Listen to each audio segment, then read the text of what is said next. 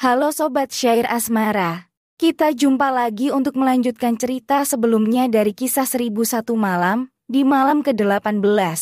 Dan kita lanjutkan kisah di malam ke-19. Sobat Syair Asmara, selamat mengikuti ceritanya. Ja'far al-Barmaki berlalu setelah memberikan penghormatan kepada Khalifah. Ia menelusuri kota raja dengan sedih. Kali ini tidak ada jalan keluar dari kematian. Semoga Allah menyelamatkan jiwaku seperti sebelumnya. Demi Allah, aku akan tinggal saja di rumah selama 3 hari, menunggu kehendak Allah yang akan terjadi. Kata Ja'far al-Barmaki pada diri sendiri. Pada hari keempat, ia memanggil hakim dan para saksi. Juga mengumpulkan seluruh keluarganya untuk berpamitan. Ia hendak berwasiat karena akan segera menemui ajal. Beberapa saat kemudian, datanglah utusan Khalifah Harun ar-Rasyid yang menyampaikan agar hukuman untuk Ja'far al-Barmaki segera dilaksanakan. Hal itu membuat seluruh keluarga dan para budaknya ikut berduka. Saat itu, putrinya yang paling kecil mendatanginya sambil menangis. Langsung dipeluk dan diciumi putrinya. Saat memeluknya dengan agak keras, ia merasakan sesuatu di dalam kantong putrinya. "Anakku tersayang, apa yang ada di dalam kantong bajumu?" Tanya Ja'far al-Barmaki. "Ini adalah sebuah apel yang dibawa oleh budak kita, si Raihan, 4 hari yang lalu. Ia tidak mau memberikannya sampai kuberi uang 2 dinar. Jawab gadis kecil itu. Mendengar cerita anaknya tentang budak dan buah apel, Ja'far al-Barmaki sangat senang. Sungguh, Allah Maha cepat kekuasaannya. Seru Ja'far al-Barmaki lalu memanggil si budak agar menghadap kepadanya. "Hai budak, dari mana engkau mendapatkan apel ini?" Tanya Ja'far al-Barmaki. "Hamba merebutnya dari anak kecil yang sedang bermain di pasar 5 hari yang lalu. Hamba menamparnya meskipun anak itu memohon." Katanya apel itu didapatkan oleh ayahnya setelah melakukan perjalanan 15 hari ke Basrah untuk memenuhi keinginan ibunya. "Hamba pergi meninggalkan mereka. Tuan putri kecil ini memintanya, tetapi hamba tidak mau. Hingga ia bersedia membelinya seharga 2 dinar. Itulah kisah hamba yang sebenarnya," jawab Raihan. Dengan mengingat fitnah dan pembunuhan karena kebohongan budak ini, Ja'far al-Barmaki segera membawa si budak menghadap Khalifah. Di hadapan Khalifah, ia menceritakan segala peristiwa yang dialaminya dengan si budak. Mendengar cerita Ja'far al-Barmaki yang serba kebetulan, Khalifah memerintahkan agar hal itu ditulis dan dijadikan perbendaharaan perpustakaan kerajaan. "Wahai Amirul Mukminin, jangan heran dengan pengalaman hamba yang serba kebetulan ini, yang masih kalah hebatnya dari cerita tentang Wazir Nuruddin dan Wazir Syamsuddin." Seru Ja'far al-Barmaki.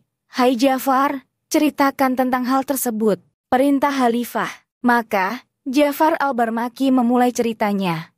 Dahulu kala, hiduplah di Mesir seorang raja yang adil. Sang raja mempunyai wazir yang bijaksana, berpengalaman, serta berpengetahuan luas. Wazir yang sudah sangat tua itu mempunyai 2 putra. Yang tertua bernama Syamsuddin, sedang yang muda bernama Nuruddin. Si adik lebih tampan dari kakaknya.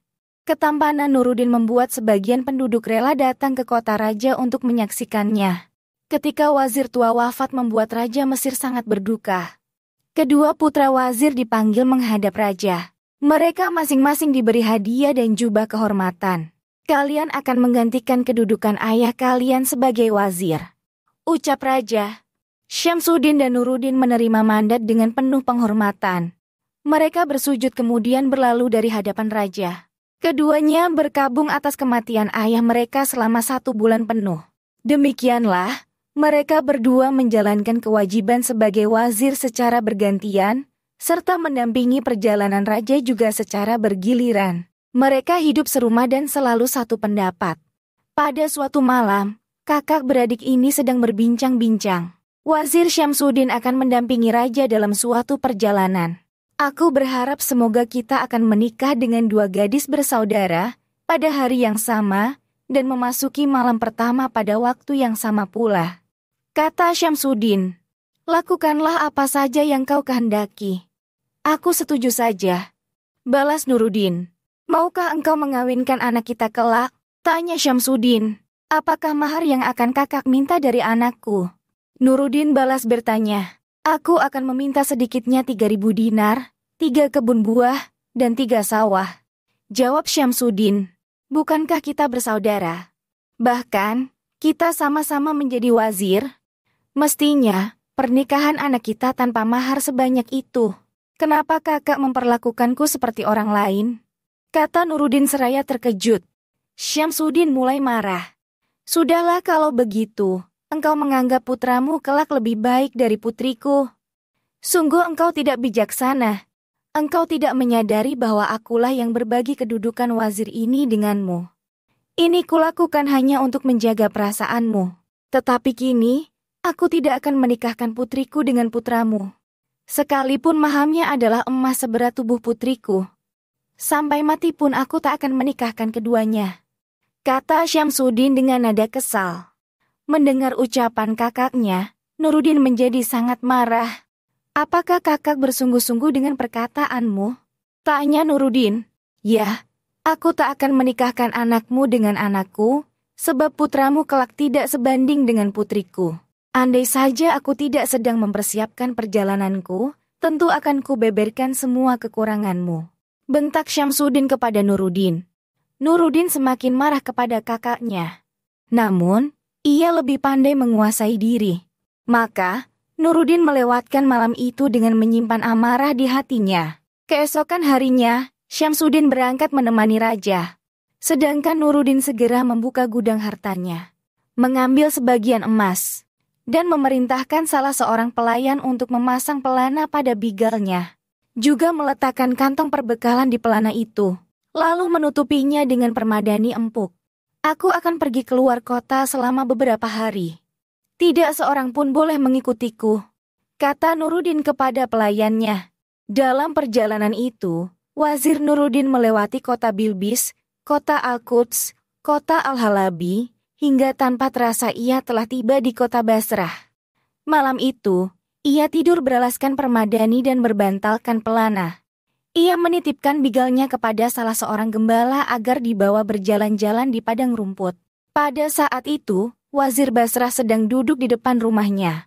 Ia melihat seekor bigal dituntun oleh seorang penggembala. Alangkah indahnya bigal itu. Pastilah ia milik seorang raja atau paling tidak milik seorang wazir. Pikir si Wazir Basrah. Siapakah pemilik bigal itu?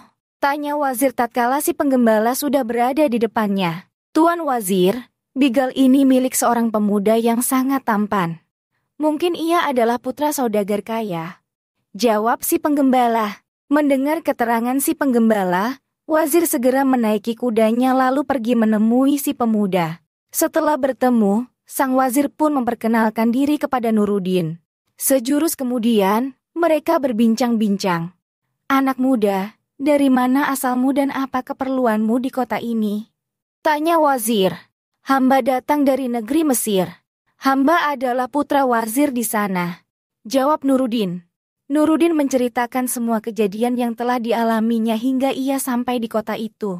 Aku bersumpah tidak akan kembali sebelum mengunjungi seluruh negeri di dunia, bahkan sampai aku mati sekalipun. Ucap Nuruddin mengakhiri ceritanya. Anak muda, janganlah pergi terlalu jauh. Sebab, hampir semua wilayah sudah tidak berpenghuni.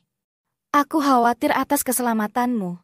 Lalu, wazir mengajak Nuruddin mengunjungi rumahnya. Nuruddin diperlakukan dengan baik oleh wazir seperti anaknya sendiri. Anakku, aku merasa sudah sangat tua dan tidak memiliki seorang anak laki-laki. Namun, aku memiliki seorang putri yang sudah beberapa kali dilamar, tetapi aku belum bersedia menikahkannya. Kini aku merasa cocok denganmu, dan aku berharap engkau mau menjadi menantuku. Jika engkau bersedia menikahinya, aku akan menemui raja dan mengatakan bahwa engkau sudah seperti putraku sendiri. Aku akan mengusulkanmu untuk menggantikanku sebagai wazir agar aku dapat beristirahat. Engkau akan menjadi putraku dan akan menguasai seluruh harta bendaku, serta menjalankan tugas sebagai wazir Basrah. Kata wazir kepada Nuruddin. Mendengar ucapan sang wazir, Nuruddin berpikir sejenak, kemudian menyetujuinya. Wazir sangat gembira. Ia menyuruh para pelayannya untuk menyiapkan makanan serta manisan, dan menghias ruangan besar yang akan digunakan untuk pesta perkawinan. Para pelayan melaksanakan apa yang diperintahkan oleh wazir. Diundanglah seluruh orang terhormat dan orang kaya di kota Basrah. Semua undangan pun berkumpul pada waktu yang ditentukan oleh si wazir. Aku punya seorang saudara yang menjadi wazir di Mesir, kata wazir kepada para tamu. Ia telah dikaruniai seorang putra dan aku dikaruniai seorang putri. Ketika putranya dan putriku sudah cukup usia untuk menikah, ia mengirimkan putranya untuk menemuiku. Kini aku menetapkan akad pernikahan mereka di rumah ini. Pesta pernikahan Nuruddin sangat meriah. Suasana penuh tawa dan aroma wangi tercium di segala sudut ruangan. Setelah beberapa lama, para tamu pun pulang. Kemudian, wazir menyuruh para pelayan agar mempersiapkan perlengkapan mandi untuk Nuruddin. Sesaat berlalu, Nuruddin diantar ke tempat mandi. Ia membersihkan badan dan memakai wewangian yang telah tersedia. Selesai mandi, ia mengenakan pakaian yang telah disediakan. Saat Nuruddin keluar untuk menemui para kerabat wazir, semuanya terpana bagai sedang menyaksikan bulan purnama karena ketampanan Nuruddin. Lalu, Nuruddin mendekati wazir yang telah jadi mertuanya itu, membungkuk dan mencium tangannya. Rupanya, cahaya pagi sudah mulai muncul. Ratu Syahrazad pun segera menghentikan ceritanya. Nah, sobat syair asmara, karena hari sudah pagi, maka kita harus menunggu malam hari, agar bisa mendengarkan lanjutan kisahnya. Di video selanjutnya, Ratu Syahrazad akan bercerita kisah malam ke-20 dari kisah 1001 malam. Terima kasih telah menonton. Sampai jumpa.